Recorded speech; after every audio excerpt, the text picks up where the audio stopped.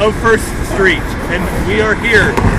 I often get the question, is there a First Street? Well, yes, not just in Greenville and not just on the west side, it is here. Why we stopped here, I want to take a look at the building behind us. Unfortunately, the sun's a little bit nasty right now, but you can get an idea. The building, or actually 5 buildings behind me, there's the 3-story section here closest to us.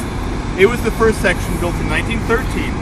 5-story section, oh dear, it was built in 1915, and the final 3-story section on the south side was built in 1926. Now what did this house from 1913 up into the 1950s? This housed the C.T. Hopper Furniture Company. C.T. Hopper came to Sioux City. Charles T. Hopper came to Sioux City in 1884. He started manufacturing furniture almost immediately. First by manufacturing mattresses, and then by upholstering, and then building other furniture with millwork furniture, and as well as still upholstering. He was obviously not located here originally. Like I said, he moved here in 1913. I didn't include it, but I do have a picture of C.T. Hopper that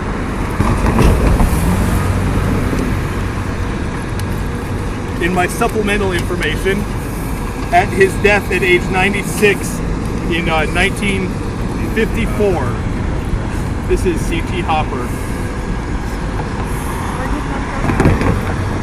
He was born in New Jersey. Interestingly, there was an article I found here today about him.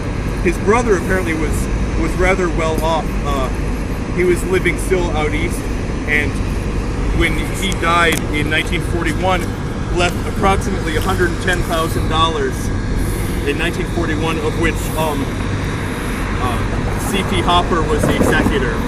So that certainly couldn't hurt. But as I mentioned, C.T. Hopper was old and still running the business up until he was 96 when he died in 1954. This building later on, after the 1950s, found use as a box manufacturer and Jordan millwork, and today is part of the pet food manufacturer, which is located here, and there.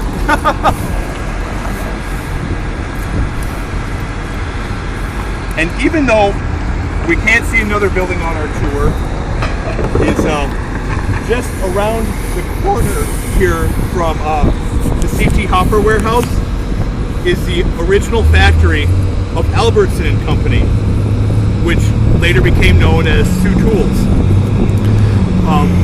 Today, that building is occupied by Rockland Manufacturing Company.